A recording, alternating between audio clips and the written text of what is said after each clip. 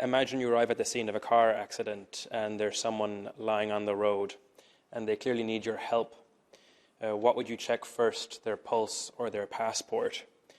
Well, if like me you check their pulse first, then you've committed the exact same crime that I'm supposed to have committed. I spent over a year coordinating, or almost a year coordinating, search and rescue on the island of Lesbos, which, as you all know, is a primary entry point for people who seek asylum.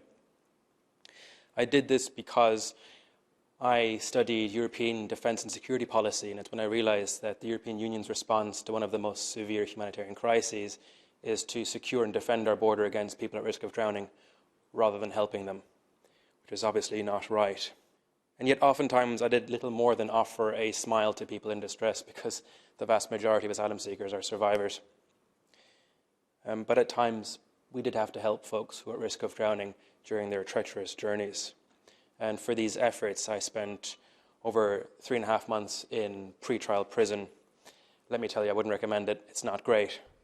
And yet it isn't as bad as I think some of the experiences that others have had who are in prison, who don't get a stage and who are not, unfortunately, listened to. And there are, as Zach says, far too many of them.